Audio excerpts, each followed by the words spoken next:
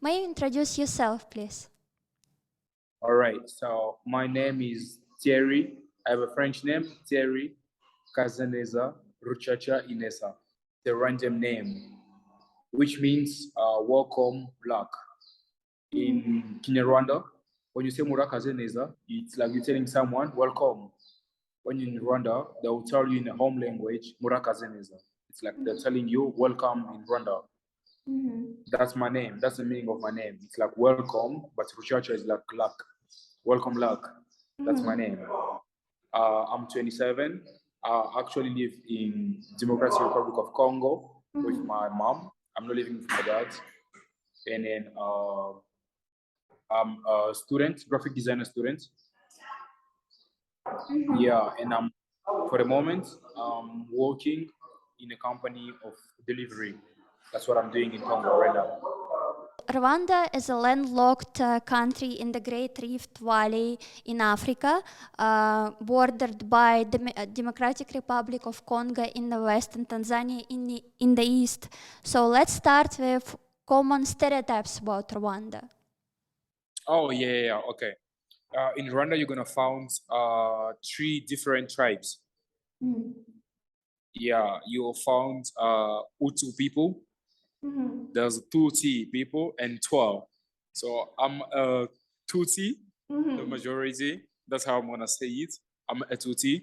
There's also Hutu people. The Hutu are referred to Bantu. You know, the Bantu. We found a lot of Bantu in Congo. So the Bantu, they came from the mix of Tutsi and Bantu people. So that's where the Hutu came from. But Tutsi people, they came from the Nilotic people.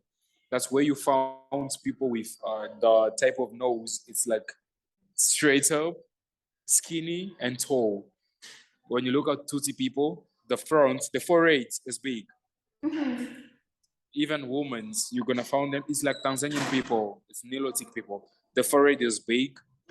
When you from the woman, it's they got curves and everything. That's how the women from Rwanda they are. Tutsi people. And Twa is also a mix of Nilotic and Uto. They are it's like 7 to 3% of Twa people in Rwanda. We don't really talk about Twa people because there are not a lot of them in Rwanda, but the majority of are Tutsi and Uto. Those are the majority in Rwanda, actually.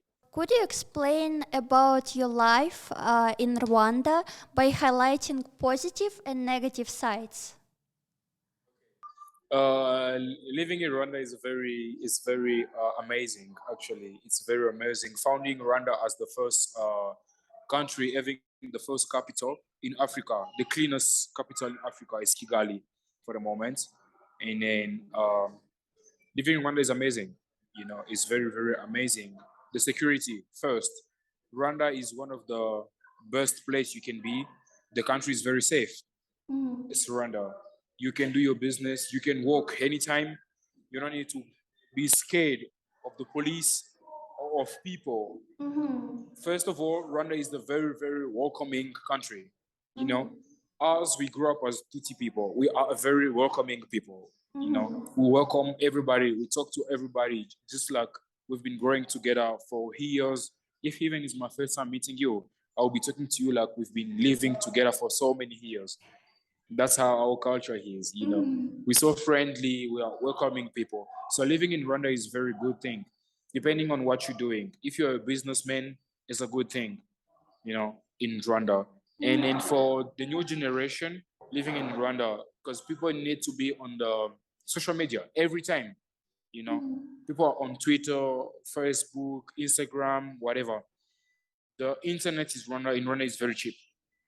It's very cheap. Yeah. Even for yourself, you can just get internet connection for the whole month. In other countries, it's very difficult to have the monthly internet, but in Rwanda is a very good thing. You meet great people. The culture is good.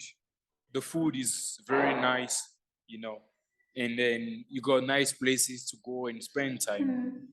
That's the thing in Rwanda. And then in Rwanda, the transport also, we got two different way of transport. There's bike Uh-huh. And then there's taxis. If you're not having a own car, there's taxis and there's bikes. Whenever you're taking a bike, you need to wear the cask. It's a must. The rider must wear a cask, even yourself. Every rider is riding his own bike with a cask for the customer. So that's how it is in Rwanda. Mm-hmm. I understand. And what about education in Rwanda? Can you explain overall situation with the educational system also? Okay. About education, it's a very, very strict country when it comes to education. Most of the parents, they want their kids to graduate, not to be in the streets, to graduate in a way of going to varsity, starting with high school, done with high school, going to varsity, and graduating. Most of the parents in Rwanda, they want their kid to be lawyers or doctors. You know, that's where you find a lot of parents in Rwanda having their kids as doctors or lawyers. Yeah, even just in my parents wanted me to be a doctor because my dad is a soldier. He retired. He used to be a general. He retired because of the situation in Rwanda. He retired and he did medicine in Congo. So my dad is also a doctor. So he wanted me to do the same thing, but I didn't want to. I did chemical and biology. That's what I did. But I didn't want to be a doctor. I'm a passionate with design and everything. So in varsity, I did other thing.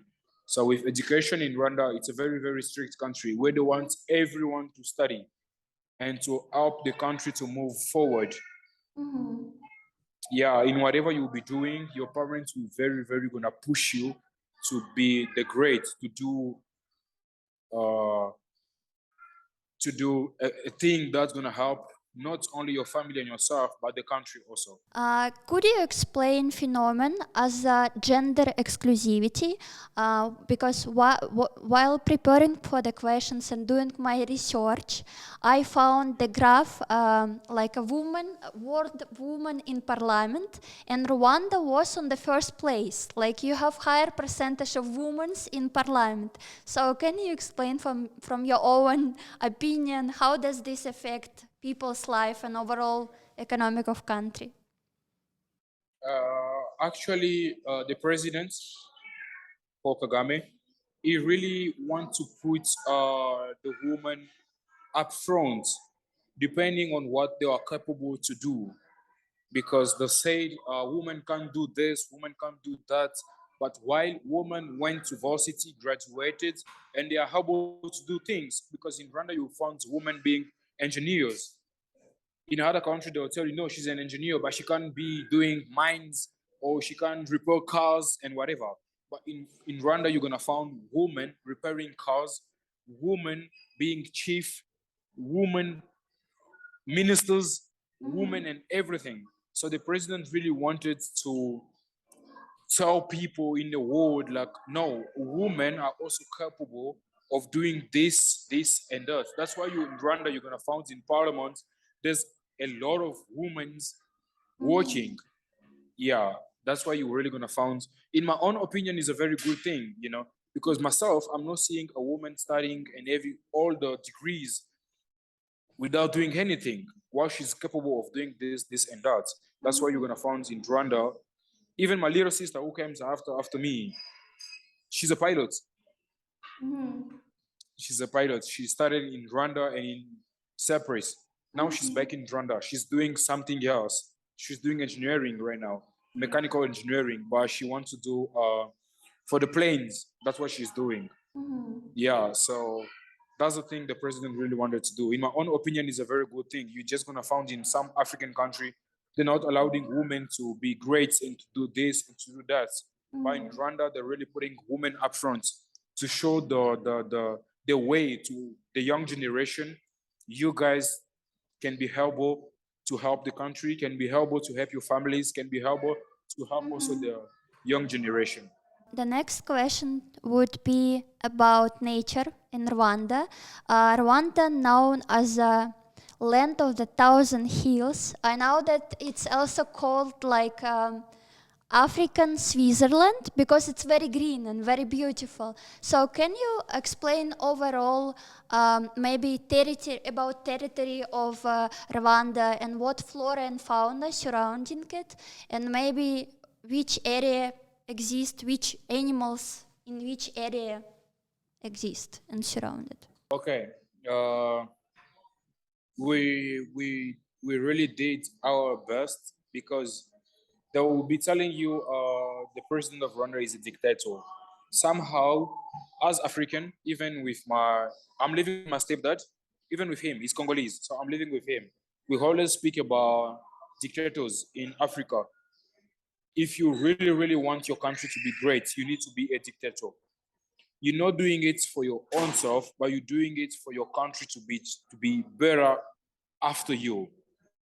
You're doing it for the citizens, for the population, and for other people that will be coming in your country to be civilized. So in Rwanda, they really did the best for all the territories to have a park where people, wherever they came from, they can come and visit. So the biggest one is Musanze. I have a family in Musanze. Musanze is a great territory. It's called Musanze. That's where you go and find gorillas. Mountain gorillas. Exactly. You just go. That's where you're gonna find mountain gorillas. There's a lot of different type of gorillas. There's a lot of them in Musanze. So Musanze it's a very, very green territory where you go visit. There's a lot of hotels, very cheap, very nice, welcoming people. Yeah, there's also Rubavu. It's a nice place where you can be, and then you're just gonna find rivers. There's rivers there. The rivers, you see the river. If you want to visit to be on the river, you can be there. And then there's another one. The one is in Gisenyi. Gisenyi is a very, very nice place. There's a beach in Gisenyi. So it's a very nice territory where a lot of people, they came from Kigali.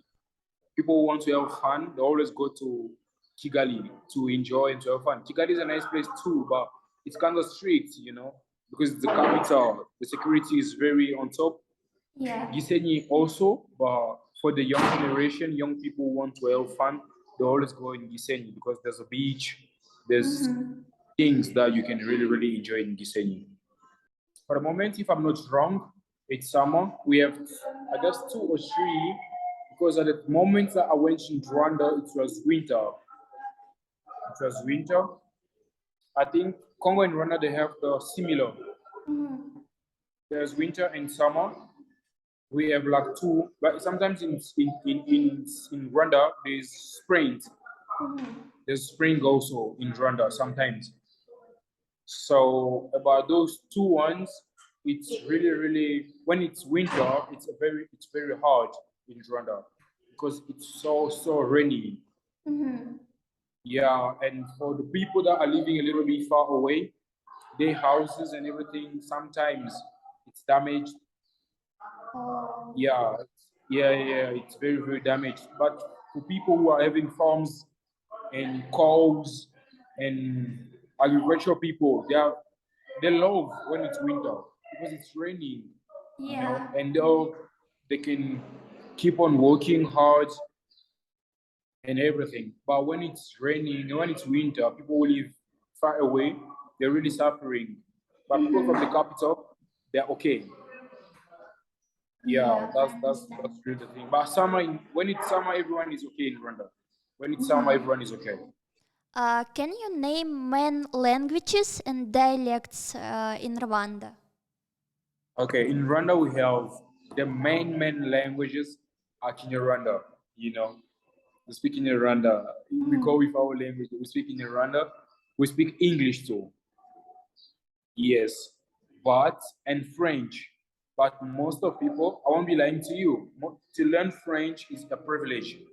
Now, I won't say now, but years ago, they start putting French in school because it was only English and Kinyarwanda. People didn't want to speak French, but people start speaking French because they put French in school. So now people speak French, English, and Kinyarwanda. Those are the three languages you're gonna find in Rwanda. People doesn't speak Swahili in Rwanda. People who speak Swahili in Rwanda are people from Congo, from Goma. Those call them Banyamulenge. Is a mix of a Congolese and a Rwandese parent. One is Congolese, one is Rwandan. Those people are called Banyamulenge. Yeah. When you grow up in the north of Congo, they'll call you Banyamulenge. In general, but a lot of them is Banyamulenge. When you're alone, it's Mulenge. Yeah, you are a mix of Congolese and Rwandan. When you grow up in the south of Congo, you guys can be a lot. Just gonna call you Mulenge. Alone or a lot, it's Mulenge. Yeah, but in the north of Congo, it's Banyamulenge. In general, when you look at them, sometimes they were born in Congo. They grew up in Congo, in the east of Congo. They grew up in Congo. They're born in Congo and everything. But when you look at them, they look typically as Rwandan. You can't say this one is a Congolese.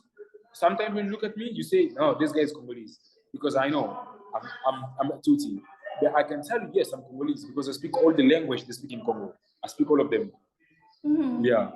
So it's very difficult for someone to tell me like I'm Rwandan. Only when they hear my name, they're like, "Where you from?"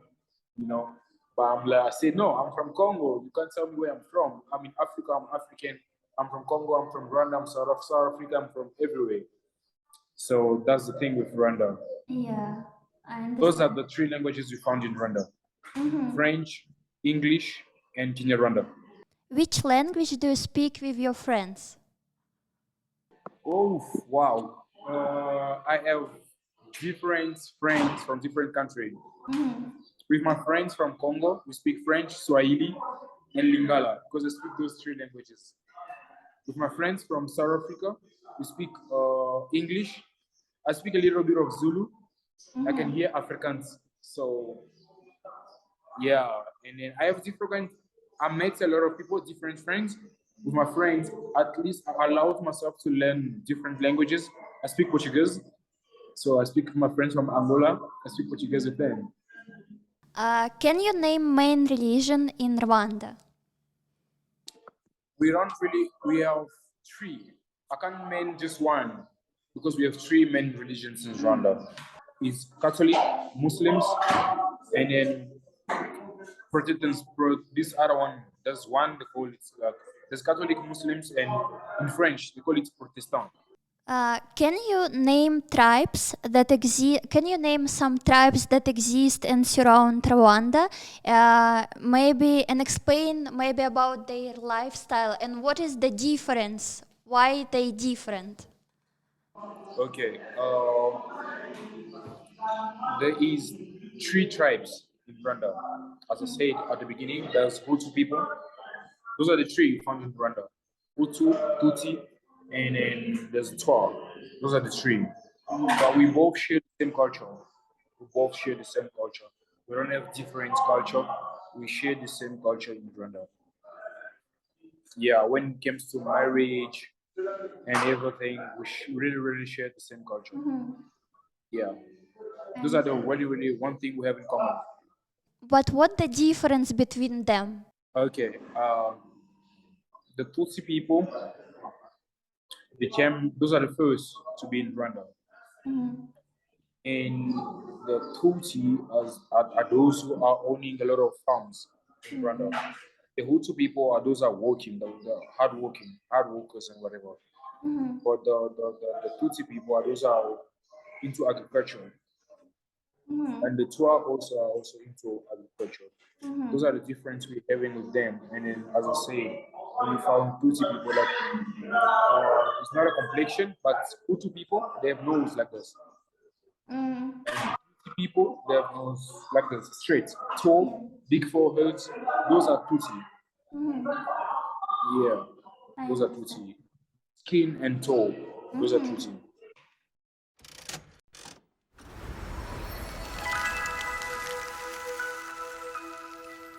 Can you name most important festivals and celebrations in Rwanda and also some traditions around this celebration? How you celebrate and what traditions around around the celebrations you have? Okay. Firstly, is when you want to get married. Those that's when it's a very big thing. It's a very very big thing when you born with Iranian parents. That somehow they're gonna choose for you your wife. Oh. Yeah. They will choose for you your wife. Always or not always? Oh, not really. But when you grow up in a big family, you know, when your parents are known, and then when your parents are rich and whatever, they will choose for you who you need to get married to. You just can't go and get married to anybody. It's like when the family A knows the family B. The family A is rich, the family B is rich. So which means we're on the same level. Yeah. We need to get married. So yeah, they knows like okay, Terry is from the family A, this other girl, she's from the family B. They can get married and everything will be okay. You know. So the parents gonna organize everything. You as yourself, you're not gonna bring anything. I mean, I also grew up with European people. I mean, in South Africa, colored people. That's how they call people in South Africa. I mean, light skinned. They don't bring anything when they need to get married. You just organize the marriage and everything. You don't need to. But in Africa, especially in Rwanda, you're gonna pay. You're not gonna pay like in cash. In cash, you're not paying anything special, but you need to bring cows. It's- yeah. There's one. It's called in Taba. It's the one who's having those cones. I wish I could send you a picture. It's a special one. Some parents they ask for it, but some other parents don't ask for it. You need to bring them. Some other parents they will tell you bring more than five. You need to bring You need to bring five, more than five, maybe 10. They will tell you bring 10 calls for my daughter because you'll be like, oh yeah, my daughter, she's special, she's beautiful, and everything. She went to varsity, she's done, she's maybe engineer, she's a doctor. You need to bring calls, like a lot of them. So it's a must for you to bring them. You're gonna bring these calls, and then there will be a ceremony where the parents gonna come, your parents as a man, and the parents of the wife also, and there will be a big ceremony.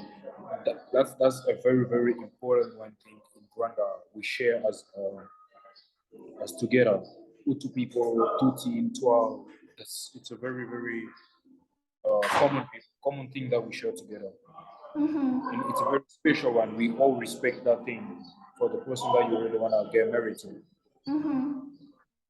Yeah, you need to bring that thing. And then there's also one thing in Rwanda: if you kill a cow, you go to prison. Yeah. Yes, So in you go. Rwanda, you don't eat cow's meat. You don't. No, we eat beans, potatoes, and vegetable. We don't really eat meat in Rwanda. No, not really. I We eat understand. a lot of potatoes and beans, especially potatoes and beans. Those are the special. Yeah, and vegetable. Uh, we have different celebrations, but since I went back there, I allowed myself to go with just one. The rest, I came back to Congo straight. I just attended one. I just attended one. It was just a normal tradition. It was just something about the culture, where it was about dancing and whatever. Yeah, it was the day of the dancing, the running dance. You know, I can do it. I know how to dance that running dance. I know. So it was about that day. That's the only one I attended. I left. I came back to Congo. So that's the one I really know. But my little brother, because he's living actually in Kigali, so he knows about all those things. Can you name some superstitions and rituals in Rwanda? Those things comes with grandparents. You know, rituals and whatever comes with grandparents. As we skate, as we scared of it, because but when you visit Rwanda, they're gonna take you at a place where you explain to you properly about the ritual, the things you can do in Rwanda, you can do in Rwanda. They will tell you all of those things. So that's how it is, bro. As new generation, as me, I don't know if Ray's told you, I didn't really grow up in Rwanda. I grew up in South Africa, so I missed a lot of those rituals, trips to go meet grandparents and to know more about my culture. But I do know more about my culture. As I grew up in South Africa. We have a community in South Africa, so yeah. But about the rituals, as young people, we are scared because we think like it's a witchcraft, you know. Yeah, so that's how it is. But it's important for us African people to know how ritual those things are because it's for our ancestors. So now we're going to talk about food in Rwanda. Could you explain me about common food for common person in Rwanda, and also maybe some traditional food and more delicious food? I can't. I forgot the name, but if I go, and I know, but I forgot the name. How we call it? It's a mix of beans and potato, sweet potato. When you cook beans, you're done cooking beans. You take. It's not the beans. I know how. Sorry, but I know how European beans looks like. They're in those thingy. You just open it and then you put it in a plate and whatever. No, these ones are came from the jungle. Not really jungle, but from the farm. You took them from the farm. You put them in a plate. You boil them. You're just gonna put oil, onion, and then you're gonna wait. And then you're gonna prepare your beans. And after that, once your beans are done, you're gonna also cook potato, sweet potato. You cook sweet potato and you mix with beans. Then you're gonna eat. That's one. If you cook it at your place, anytime, anyhow, I will come eat. It's a special food for all the three tribes in Rwanda. Hutu, Tutsi, and Twa. We all eat that. That's the main. It's a special food in Rwanda. We eat that thing, all of us. And vegetable. Vegetable also. We really really eat vegetable. And there's also one thing in Rwanda. A man. This is also as a tribe. A man from a tribe, Tutsi people. I mean also Hutu and Twa. They do also the same. If I'm a man, you as a woman, you can't serve me milk in a cup. No, No milk. no. It's a must. You can't serve me milk in a glass, in a cup. That's how the culture is. You can't serve me milk in a cup. It's disrespectful. As a man, when you're giving me milk, you need to give me milk in a glass. Interesting. And people follow this rule, right? It's a must. It's a must. Maybe the new generation now are playing with the culture, but with us, when I was born, yeah, and then people who, even my cousins, those are older than me, you can't give them milk in a cup. You need to give them milk in a glass. Interesting. That's how it is. Even parents, even my mom wants to serve my other people, even people who are younger than me. Even my mom, she wants to give me milk. She gives me milk in a glass, not in a cup. If she gives me milk in a cup, I won't take it. It's disrespectful. She needs to give me milk in a glass. As a man, I am. That's how it is. It's a culture.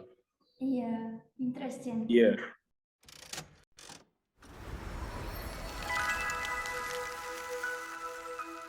So now I want to talk about people, about Rwandan people.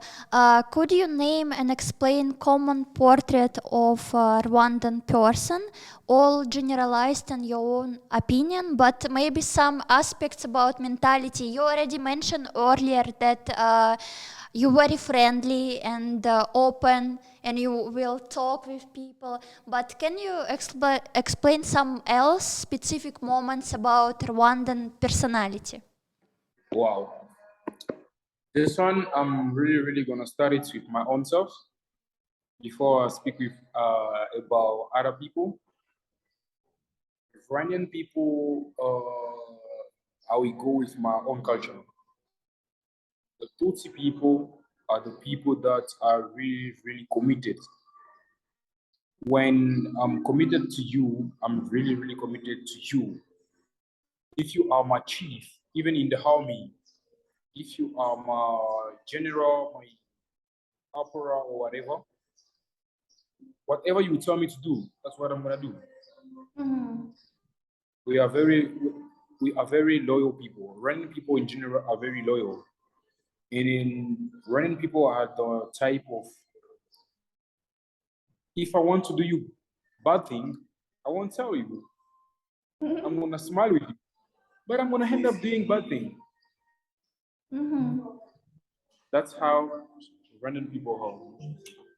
When we say something, that's what we're gonna do. If I say I'm gonna achieve those things in 2 weeks, that's what. Personally, we are people who achieve the things that we say. Mm-hmm. If I say I'm gonna, especially when it comes to, we are not a scary people. That's what I'm gonna say in general. We're not a scary people. When we want to do something, we do it without caring, without thinking about what's gonna come next, about whatever. Because I want to do it, I'm gonna do it. That's really how we are. And then Tutsi people are really loyal people.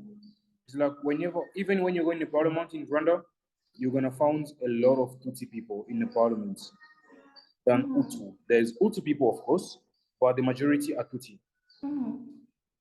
in Rwanda because Tutsi people, whenever they will be telling you, no, I work for you, whatever you do me to do, you tell me to do, that's what I'm gonna do. You know, that's how we are. And then there's one thing, as Rwandan, I can't tell you, but it's okay for me. I can tell you because you're not Rwandan. Yeah, but Iranian people want to kill someone or whatever, soldier or if Iranian people want to kill you, they will never tell you I'm gonna kill you. No, the only thing he's gonna tell you is okay, you will see what I'm gonna do. Oh my God. That's all. That's what he's gonna tell you. And with a smile, he will be smiling at you and he will be telling you, ah, all right, you will see what I will do. Simple. Wait and see what's gonna happen. If tomorrow, maybe 1 year, 2 years after, he's gonna end up killing you. Oh, Yes. for real? Especially yes, especially Tutsi people. Tutsi people are very people who keep things inside. They're just waiting for you to do something and then they'll finish. We really have that Nilotic blood in us. Yeah, that's how it is, you know. Tutsi people are people who do agriculture, farms, and whatever. Hutu people are people who works in offices, whatever, in what. Those are Hutu. So that's how it is. And Twa people, they do both. They work in offices, they do agriculture. But now, with the technology and everything, now you're gonna find Tutsi people at school, in the parliament, owning farms, owning big businesses in Rwanda, and that's how it is. Mm-hmm. I understand.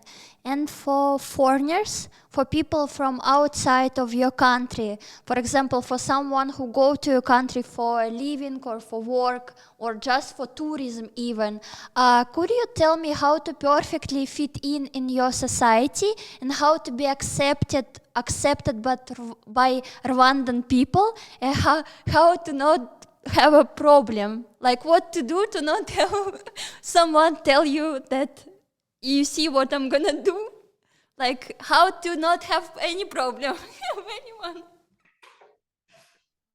The first thing, whenever you arrive in Rwanda, you must love the president.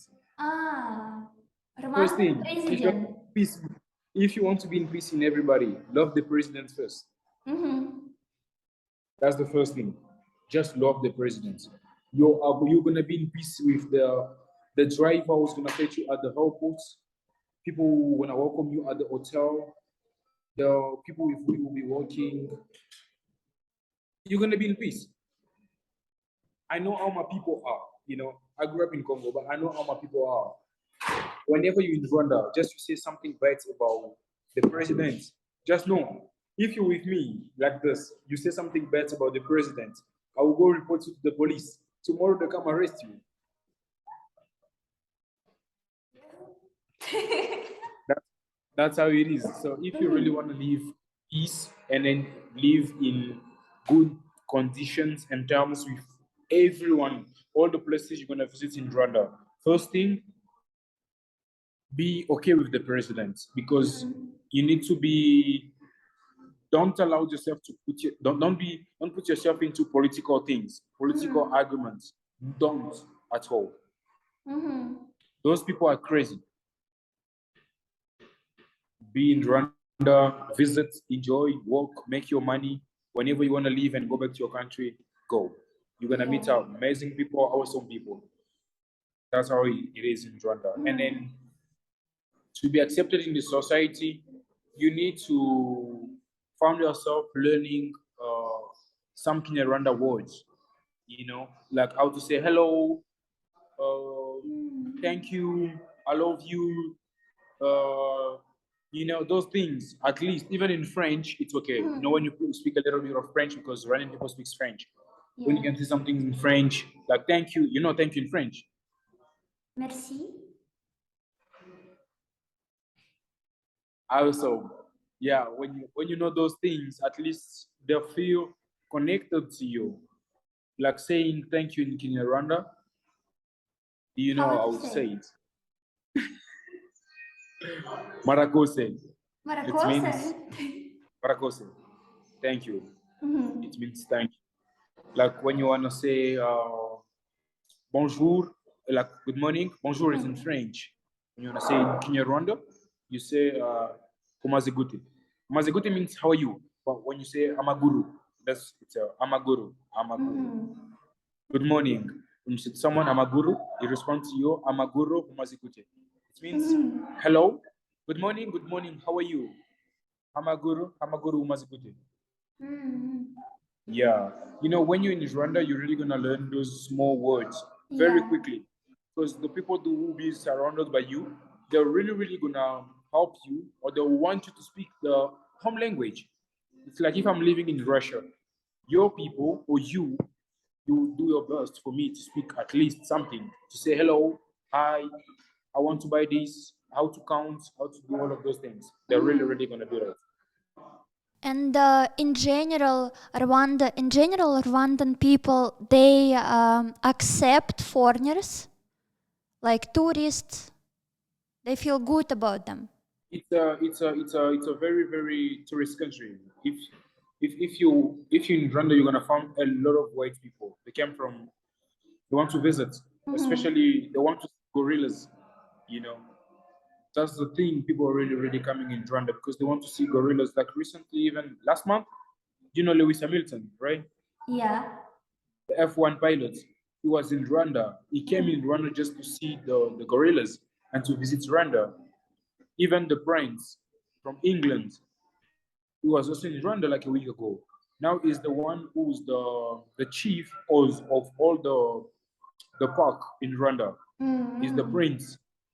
He's him now. He's the one who's controlling all the parks in Rwanda. We are very welcoming people. Like foreigners people are always in Rwanda. And the thing in Rwanda, if you really want to live in Rwanda properly, you need to have your visa. Have all your documents, all your papers, and everything. You're gonna live in Rwanda nicely, without problem. Whenever the police they'll ask you questions and whatever, you're just gonna be okay. I heard that Rwandan people called one of the most good-looking people in Africa. Could you explain this fact and why everyone in Africa, in different countries, they say that the most beautiful people is in Rwanda? Why? This is true? And can you, in general, explain about beauty standards in Rwanda? Okay.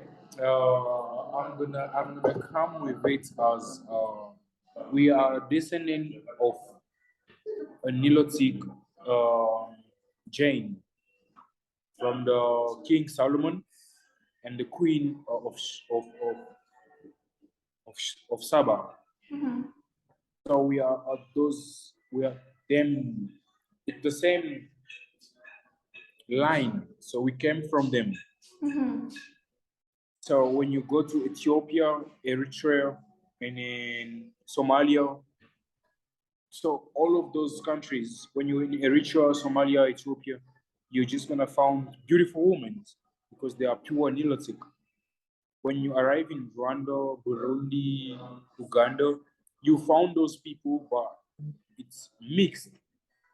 In Rwanda, Burundi, and Uganda, not really Tanzania, because Tanzania also they're also Nilotic.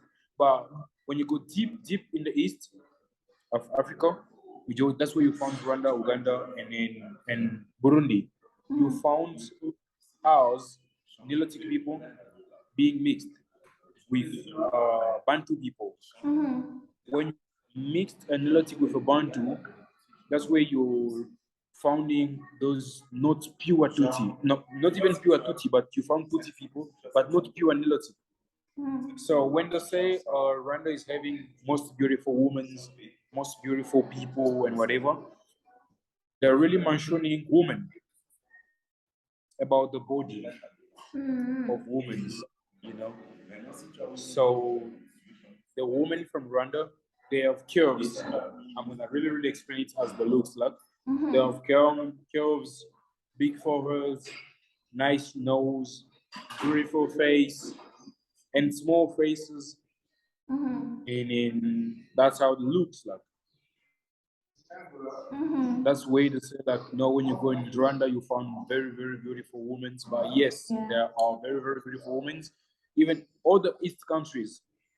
I'm gonna start from Somalia, Eritrea, Ethiopia, Sudan, South and East Sudan, and then Burundi, Uganda, all of those countries. They are really having beautiful women because they are Nilotic and mixed of Nilotic and Bantu people.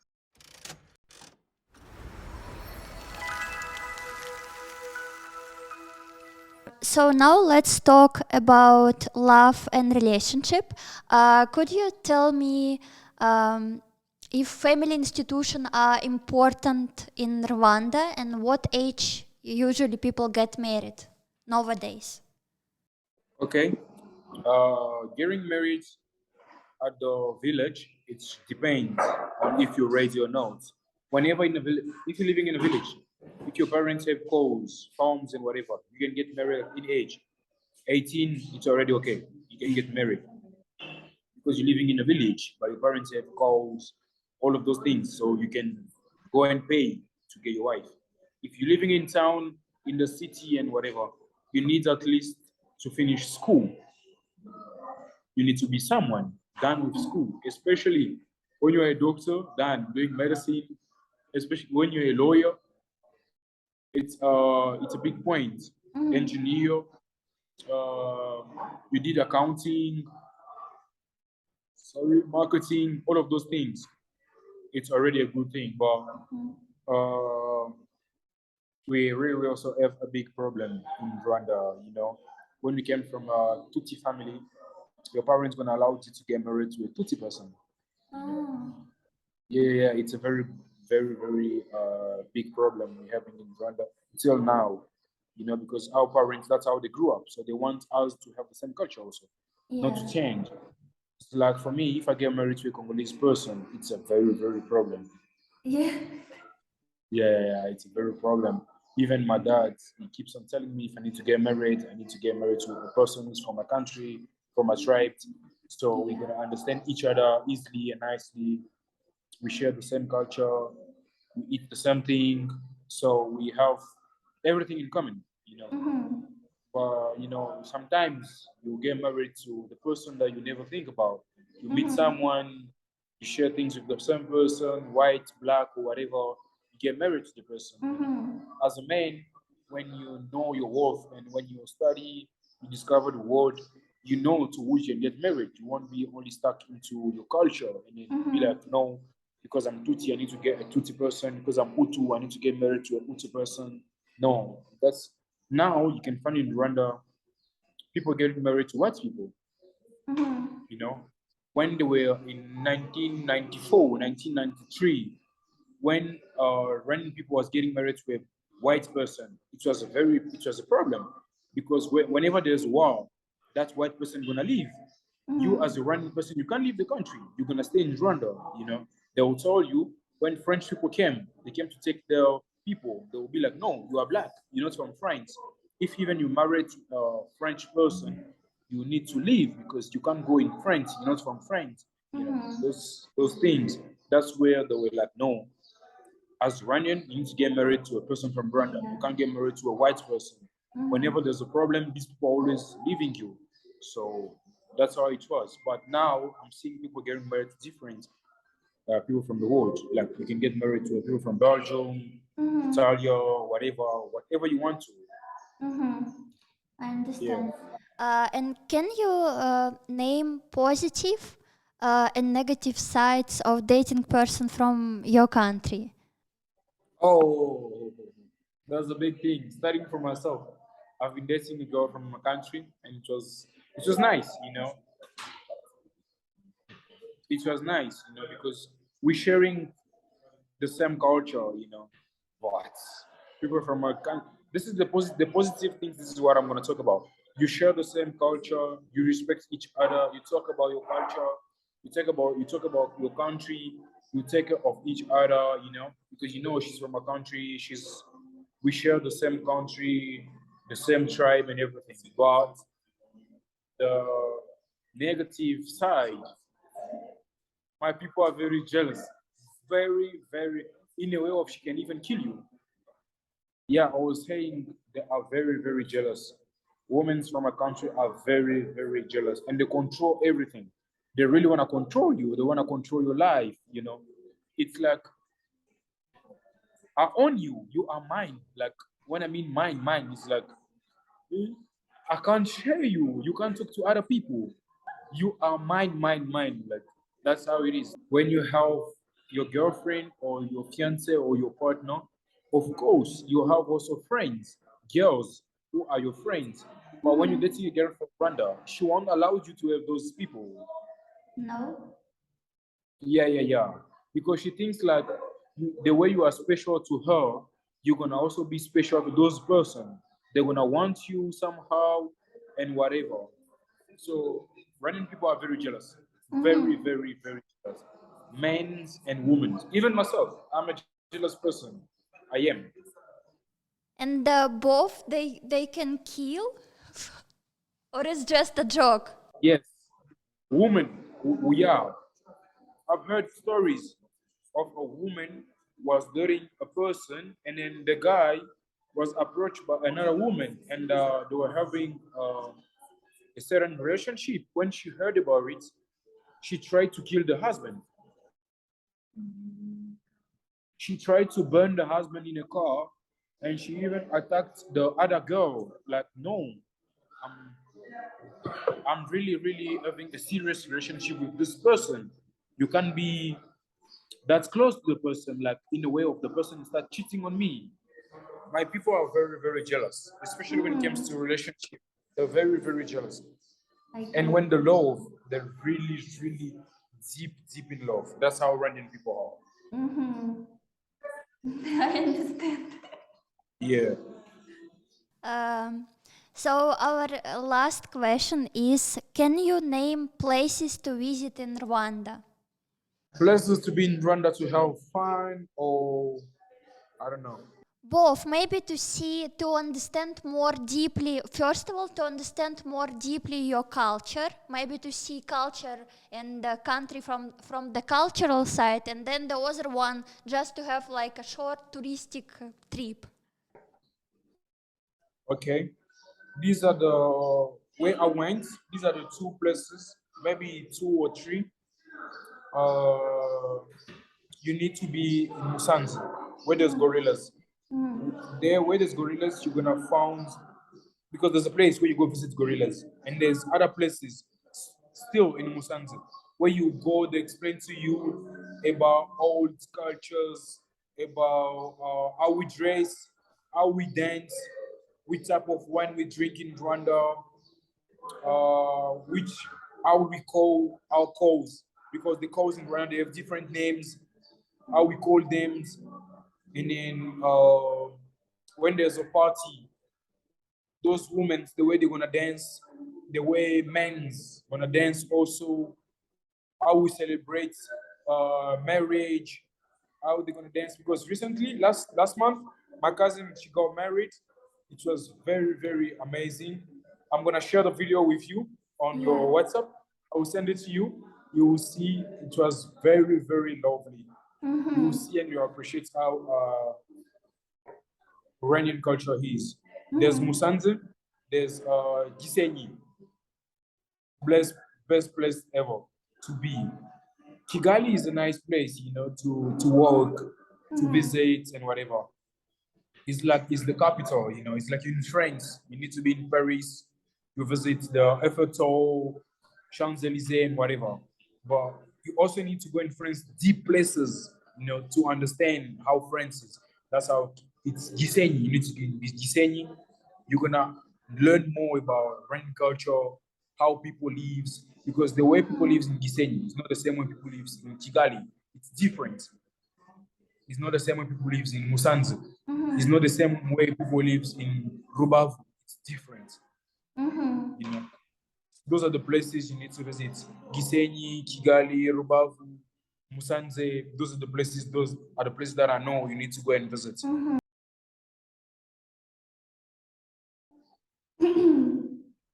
Don't laugh. No, I won't laugh. I'm cool. 1, 2, 3. So now we will spin an NFT wheel and we will see art from which section you will win. Ready? Okay, sure. Okay, I'm ready.